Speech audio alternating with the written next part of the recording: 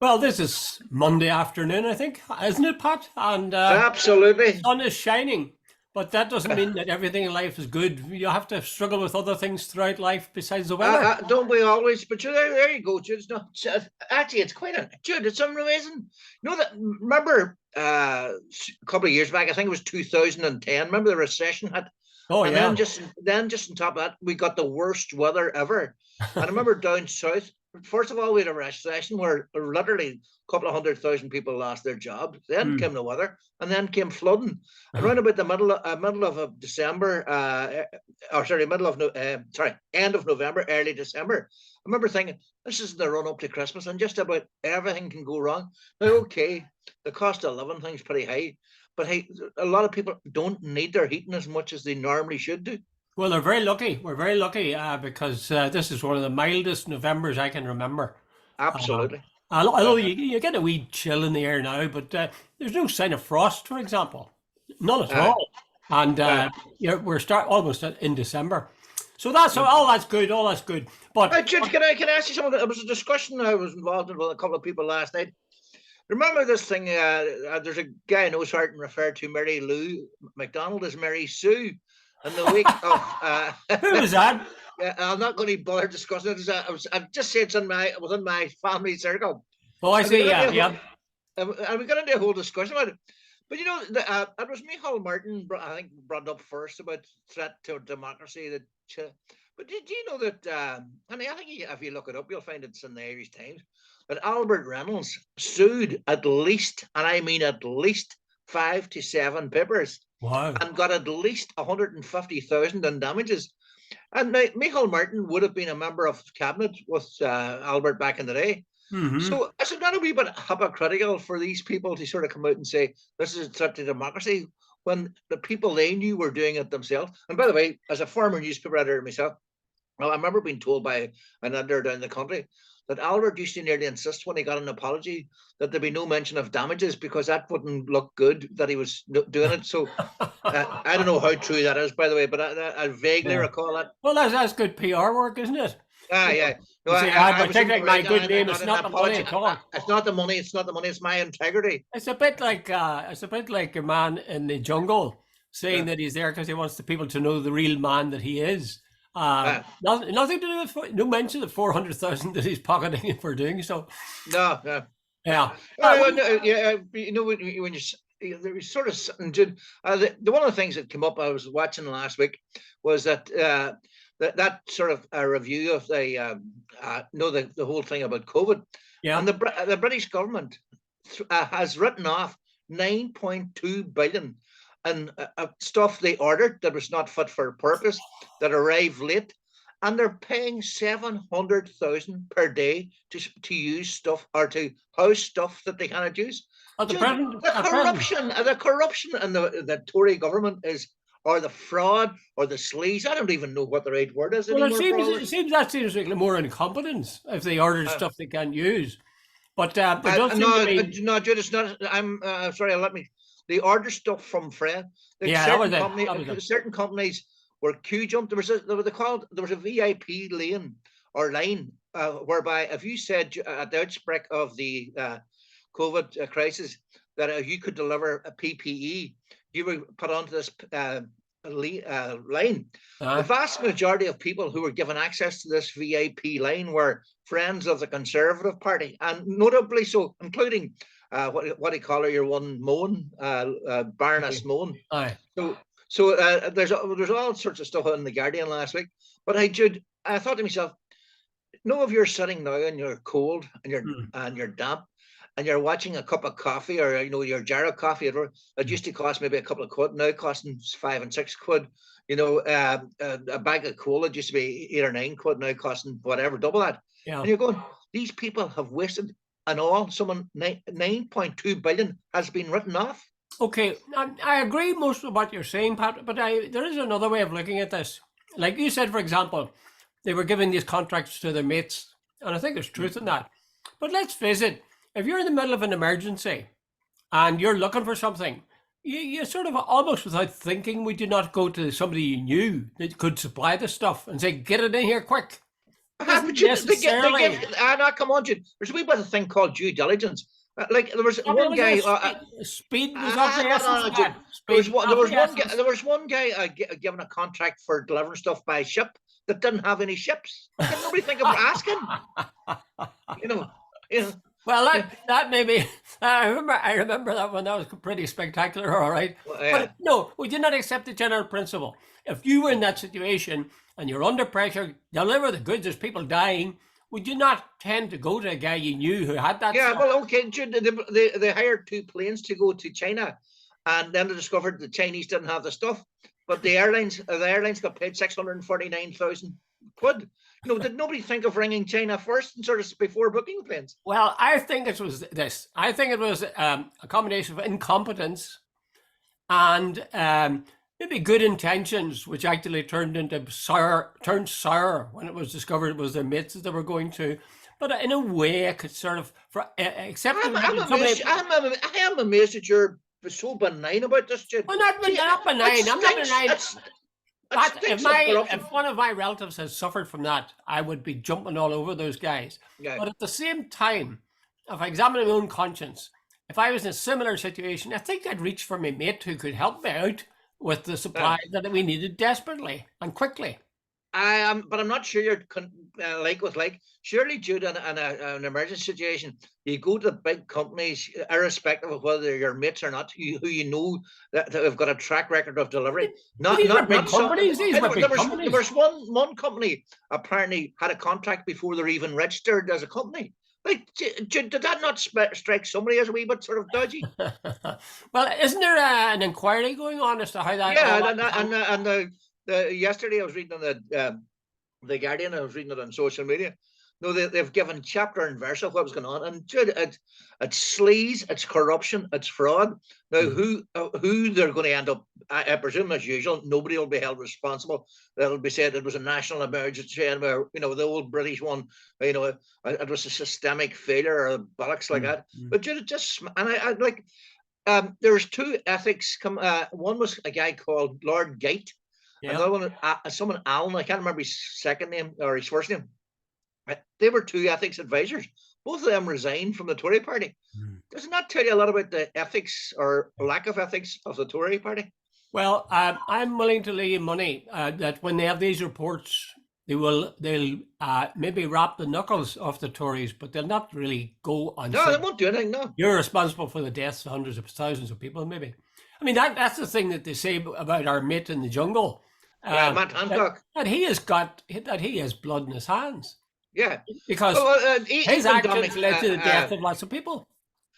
Even Dominic Cummings, the chief of staff for Boris Johnson, said that he, on a couple of occasions, suggested to Boris that he should sack Hancock as health secretary.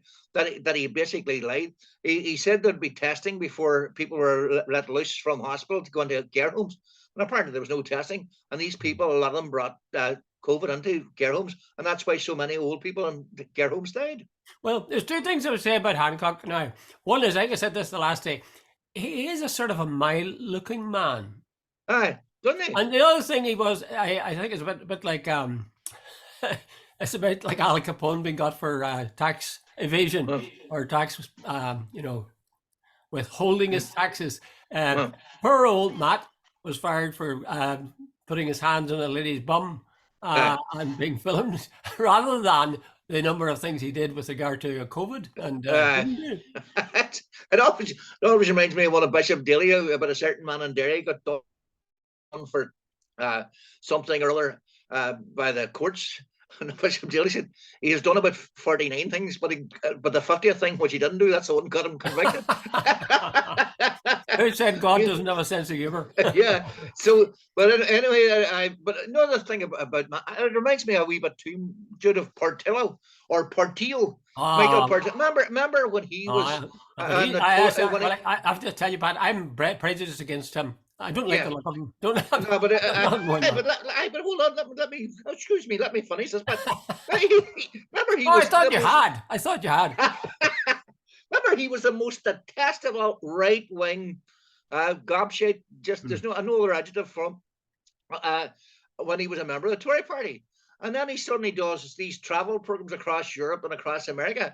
And he actually comes across as quite a nice guy. Now, apart from his dress sense, which I thought was I very was going to good. say that It, is his pink trousers uh, and his red top. you think he came straight out of a circus with green trousers and a pink jacket, and you sort of go, is he for real? I think he was trying to make a statement.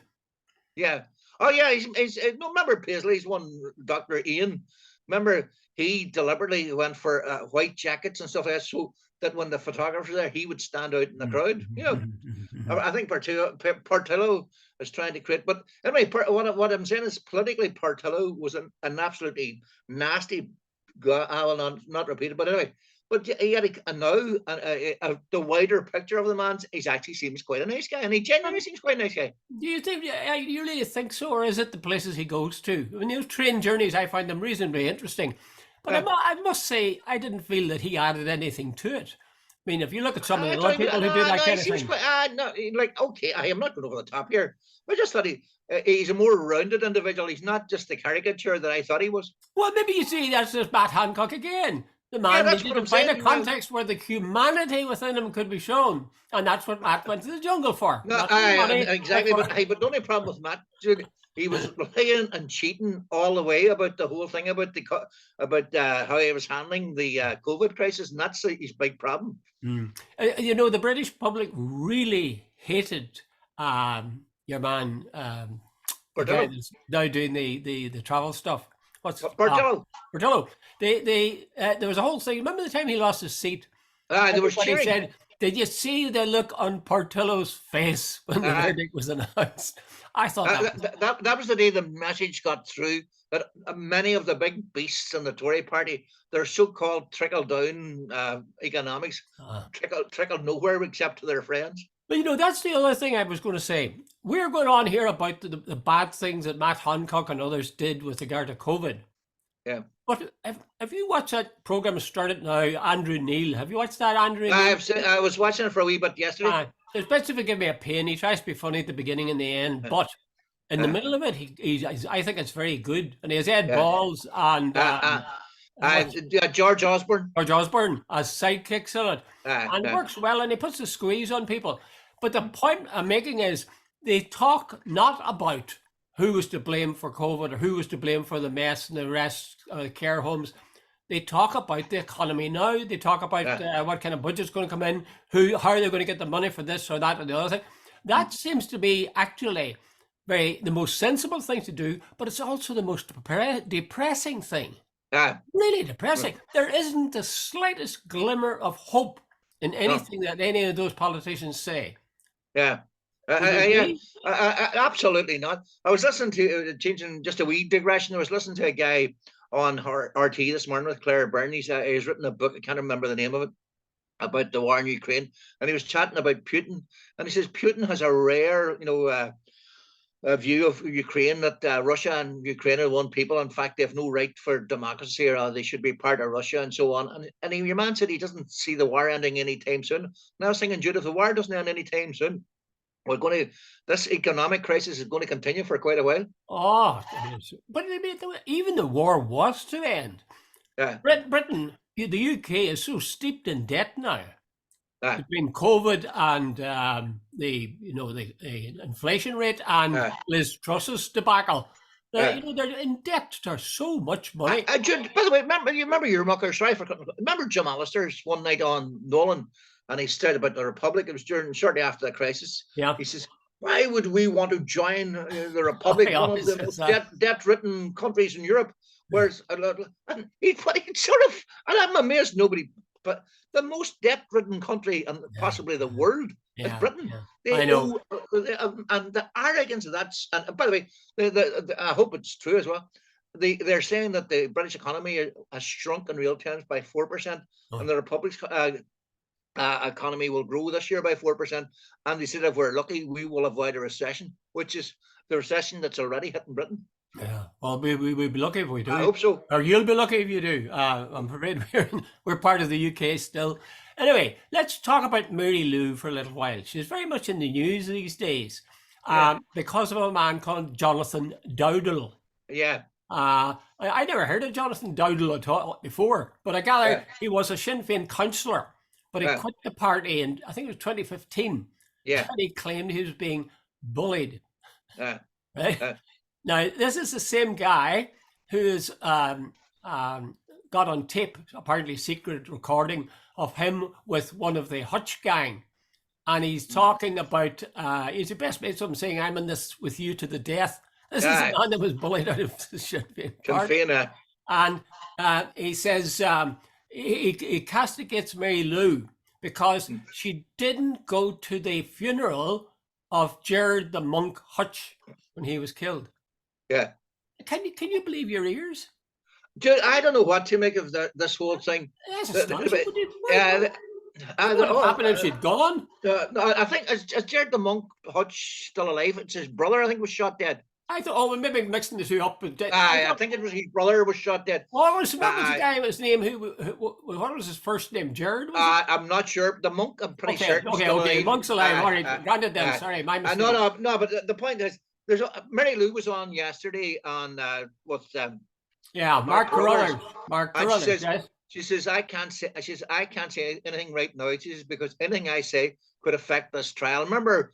I can't remember the health minister who was leader of the Social Democrats. She said something, remember, a couple of years back, and a judge ruled what she'd said affected the trial. So anyway, well, yes, Mary Lou says anything I say about what he said, the trial is ongoing. So I think she says now, Jude, I'm sort of interpreting here.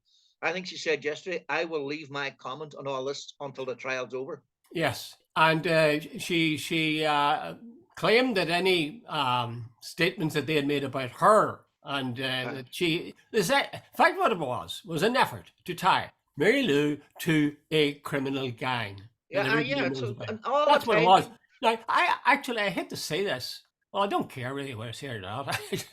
I have even feelings. I was disappointed in Mark Carruthers.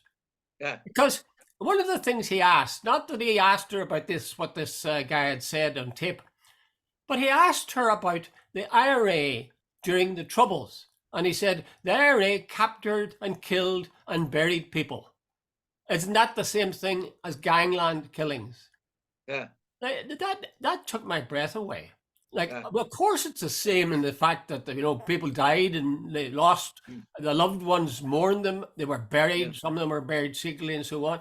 But for God's sake, have we not been through this thing about the difference between the strife and bloodshed of the Troubles and criminal activity? I mean, there were 10 men died in the Maze prison because they contested that view. There's a famous song that Francie Brawley wrote indicating, that you can't change us into criminals. And they fought for this. And Jude, someone I got one of the arguments I got involved in quite recently as well is this sort of thing. I have seen British army officers appear in the Late Show, including General Jackson and Michael Jackson on the Late Show. So, and it might have been Pat Kenny or even Gay Byrne. But I remember he got the easiest ride going. It was all this calf topping stuff. Oh, General Jackson, pleasure to have you. Can you imagine how it was Gerry Adams? Mike Jackson was in charge of both Bloody Sunday and, as far as I remember, Ballymurphy. And he's never been held accountable. And this sort of soft interview, I know that right away, there's a lot of things. Mary Lou McDonald wasn't even born in 19 or whatever it was, in 72 or whatever charge. But they threw all this sort of stuff. But Jude, the bottom line is, if they applied the same interrogation techniques to the UVF, to the DUP, to the British, the RUC, the former RUC people, I would love to see what would come out in the wash then. But it's sort of, I find it very funny. I agree with you there, but I find it rather funny. One of the things that Micheál Martin accused them of is that they are bullying people, including RTE, and resorting to the law. Yeah. He can say, am I hearing that all right? Could he say it again, Mike? My man, there's something bullied because you say you've libeled me and I'm going to take you to court. You're a bully. I mean, what kind of nonsense is that? Yeah, but so the old one for years, they were able to, and I've over years heard people say things about on air about Gerry Adams and Martin McGuinness and I am thinking to myself, if they were ever got into a court, I bet you they couldn't back that up. It's all sort of hearsay and libel. Anyway, years ago, and I genuinely don't remember this, but I remember saying to Martin McGuinness, probably somewhere in the late 80s, someone had been said about him, and I remember saying to Martin, you should sue for that. Martin, it's totally untrue. And he says, Pat, what do you grow up? What do you reckon my chances of getting a fair trial in court? But Jude, somewhere along the way, that's changed. Gerry Adams, I can't remember, there was one thing somebody said on air a couple of years back where he said, I'm suing for that. That is totally untrue. And he got labeled damages. That has changed the dynamics of this whole thing, because Sinn Féin people are now saying, you've got away with it so long, making accusations that everybody knows are not true, but these like mud sticks. So therefore, now, so to follow on from you, Jude, Pat, if they want to use the courts to clear their name, yeah, I see that is perfectly reasonable. But tell us this: do you think that the media in the South is unnecessarily aggressive and negative towards Sinn Féin? Absolutely, Jude. Okay, second question, Pat. Second question. Yeah. Do you think that the media in the North is excessively aggressive and negative towards Sinn Féin? Not as much, but you couldn't say they're impartial. Well, that was a thought that crossed my mind when I watched Mark Carruthers the other night. I find that really difficult, that he would ask a question which was about at least 25 years out of date. You know, with these guys who are criminals, what's the difference? But you know someone should too. He tried to say this thing about the thing about the girl who went up to Arlene Foster and sang "Ooh Up the Ra," and then about the Irish Uyghurs. I thought Mary Lou's answer. She says that's that one, the Uyghurs singing "Ooh Up the Ra" after they're winning the football match against Scotland and qualifying. She says it's right up there with that song and sing "Living Next Door to Alice." Who's Alice? Who's the blind as Alice? And like some people want to make politics and want, Jude, it's grasping at straws. That's the sort of stuff now.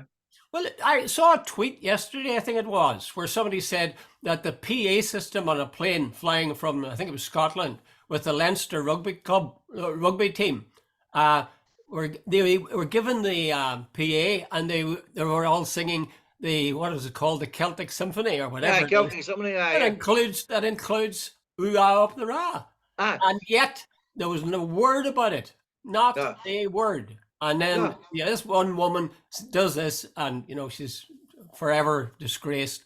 I actually think to put yourself in Arlene's shoes, right? And you have some woman comes up and she seems to be asking for your photograph with you, and you say, "Okay, yeah," we smile, and then she says, "Ooh, up the ra," How would you feel? Would you feel? Oh no, Jude, I don't agree with what that. Would you feel that Jude, pain? I think there's two different things here. I think the wee girl singing "Ooh, up the ra" was innocent. Which wee girls now on the team, on the soccer team? On the soccer team. Yeah. Now I don't know what the motivation of the girl who said got the photograph of Arlene and then sung up "Ooh, up the ra," but let's get this on the record. That wasn't particularly funny. Arlene's father was shot at by the IRA. She was 7 or 8 at the time.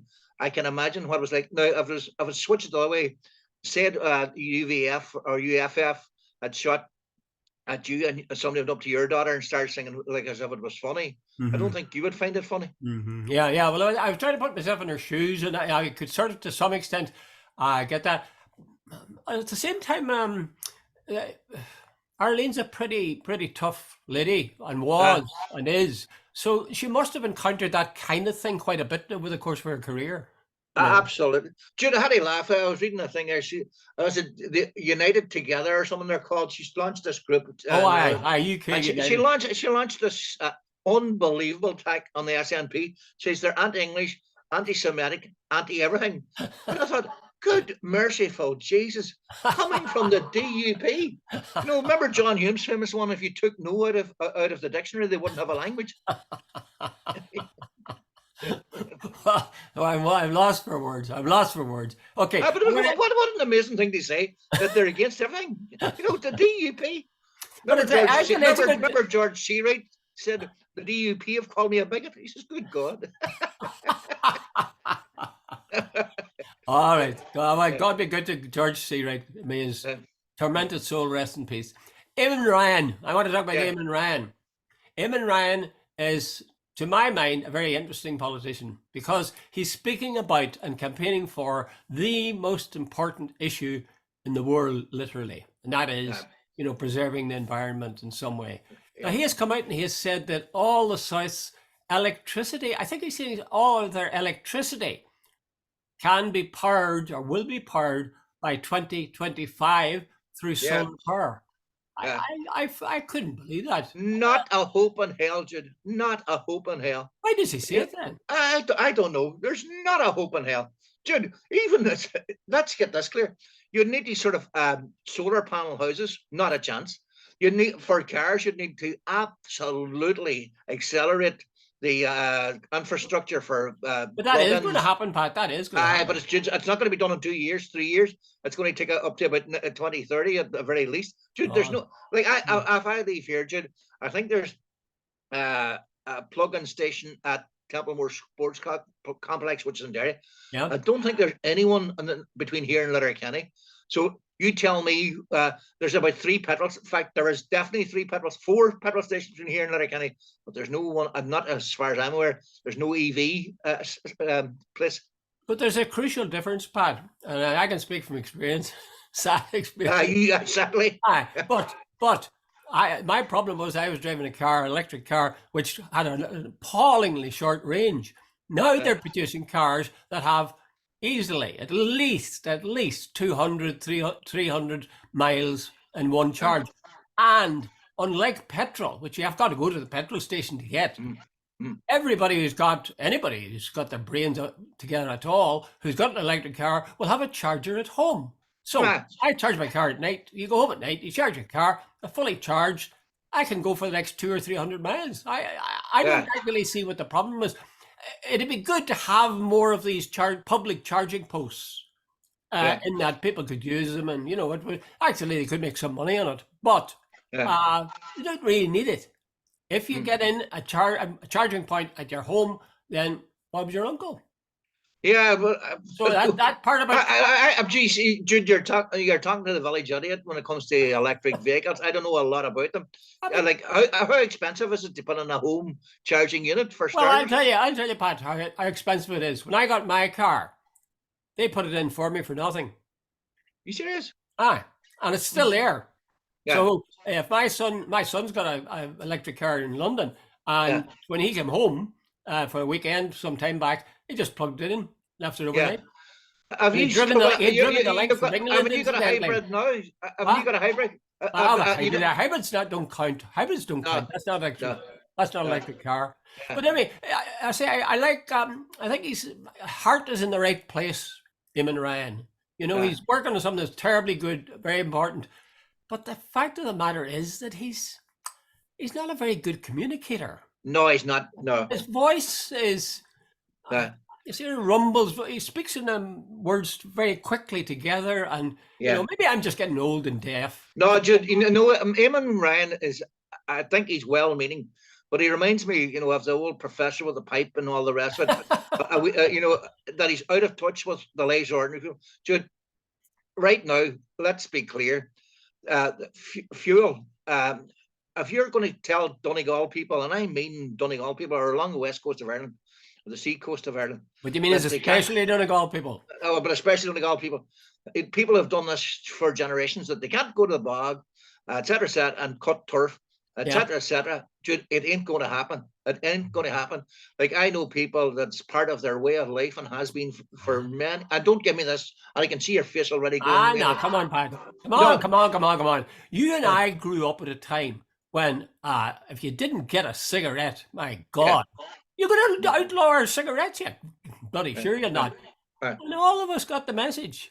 And there is no smoking problem now. There really isn't. But right now, world changes. The world does change. Yeah, I accept that. But right now, I can't see them going to successful in a ban when diesel is costing an arm and a leg, when coal is costing an arm and a leg, when oil is costing an arm and a leg. And if you can go down the road to the bog where you've cut turf for generations, etc., etc., etc., do you seriously think they're going to say, "Oh, and you're dead right, living up there in Dublin 4 with your big professional salary, and here's me getting charged 22 quid a bag for stone of coal or whatever the hell it is. I accept the difficulties, but I think money is behind the whole thing. Money in terms of producing well, what would you say, insulated homes for a start. Yeah. There's amount of that's a bad thing with old houses is they leak heat like nobody's business. So of course you're going to be having to spend a lot of money to keep warm, but it's coming. It's coming, and we just simply have to. I would be the first to say I would not like to live in a house where there wasn't a fireplace. Yeah. If you asked me not happiest, but certainly the most contented moments of my life have been spent in the wee small hours staring into the fireplace with the glowing coals just going down. It's such a basic kind of a thing. It's one of the four elements. And you don't see faces in the coals, but it's very, very attractive. Oh, Jude, you know someone when you come in, and I remember from childhood, if you go in maybe a snowy day or a cold day from school at maybe 4 or 5 o'clock in the evening, and there was a fire on, and my mother would say, "Here, I'll make a bowl of soup," and you'd sit in front of the fire and a bowl of soup. Jude, you know someone. £1 million couldn't give you the same feeling. Aye. Well, I remember. In fact, I talk about it in my new book. Let's have a word about that. We'll talk about when I'd be coming back from the library on my bike out to home, and it'd be a cold. Your hands on the handlebars would be, your knuckles would be cold. And I'd be going like mad, and I'd be thinking, "Geez, in about 10 minutes' time, I'll be sitting beside the fire or the stove, and it'll be really warm, and I'll put my feet in the wee ledge thing right beside it, and I'll be opening this book." And I was so happy. And part of that happiness was the fact that there was going to be not an open fire, but I could see fire coals burning. And actually, it was a very inefficient way of heating me, because that used to be a problem for people. You'd burn your shins, but your backside would be freezing. But I remember my grandfather, he had one of those old houses. And I remember at night, we'd all be sitting around the turf fire. But nobody ever thought of checking the door where there was a draft coming in that it could have flown a 747 jet. Yeah, that's it. Yes. Well, what is the reason, Pat, that the Irish government, the Southern government, can't get its act together to insulate houses? Leave aside everything else now for the moment. Why? I really can't. It would give employment to people, and it would benefit people in their homes. Yeah, and it would solve to some extent. Jude, they've done this sort of talking about retrofitting houses. Yeah, Jude, if you went for the full retrofit, in some houses you're talking about 60 grand. Now, Jude, come on. And I'm serious. I was listening to a guy the other day. He said 60 grand for some houses. Like, Jude, unless you're very well up. Like anybody at a working level, is maybe kids going to college or anything else, paying the mortgage, paying a car, paying food. Like, where are you going to find 60 grand to retrofit your house? Well, for a start, the government could say, "Well, we'll pay 50% of it." Could you think of a better investment? Because for one thing, it'd give work to an awful lot of men who otherwise wouldn't be working. There are people who can do stuff for insulating houses. I mean, if you did that for every house that needed it across the state, not the country, the state, you would be employing a huge number of people. Absolutely, and it would be helping an awful lot of people. The most obvious, basic thing. I'll bet you, as things stand, there will be people this winter, if it gets cold, in Ireland, who will have badly insulated houses and will get sick and die of it. Absolutely, there's no doubt about that, Jude. So why is the government's job to protect people? Well, Jude, one of the things, like there's a couple of houses I know where people, when they were building them, put on that underfloor heating.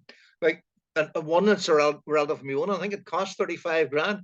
And I said, geez, it'd be a long time. You'd get quite a few fulls of oil, for that before you get the 35 grand back. So it's not exactly a light option. Yeah. It's a difficult one, but I really think we've got to be pretty bold about this, because if we just go on the way we're going, as we said the last day, there ain't going to be a future. No. Okay, let's move quickly now, because we're down to 3 minutes left. Would you confess to compassion fatigue about the Ukraine? No, but no, I genuinely wouldn't. Well, when it comes on, are you glad to certain extent? It's like, I mean, by the way, it's funny you bring this up. Over the weekend, I saw several the people starting There was a guy got really uptight on Facebook the other night. He took a photograph of this 4x4 with the Ukrainian plates, and he says, oh, what are all these Ukrainian men doing here, living in the lap of luxury in a hotels, driving cars like this? Should they not be on the front fighting? Now, Jude, I don't know what the background to that particular case was, so I'm not, but I was up in, I think it was January before, I was up in Glenties a couple of weeks ago. And anyway, I was into this wee secondhand bookshop in there. There's about 4 people in it, and 4 of them were Ukrainians, and it's all women. I didn't see any men, and they're staying in the local hotel. So, and Jude, here's the thing: Russia invaded Ukraine. They're bombing hospitals, they're bombing schools, they're bombing civilian apartments. The Ukrainians didn't ask for this. It's a war that came to them. Most of them. I was chatting to a wee girl last Monday, and I am putting it on the record. The wee girl was very quiet, beautiful wee girl, by the way, absolutely stunningly beautiful wee girl. But she looked depressed. And she said she wanted to go home, So you tell me. You see, this thing about male Ukrainians being here, as if the male of the species was some sort of dangerous animal. It's deeply disappointing to hear Irish people talking that way. Okay, Pat, I'm going to wrap it up. I know there's a wee bit of time left, but I want to have a word with you off air. Okay. Okay, Jude. Can you leave our listener with a smile on his face or her face? Yes. Happy Christmas. Okay. Bye, Jude.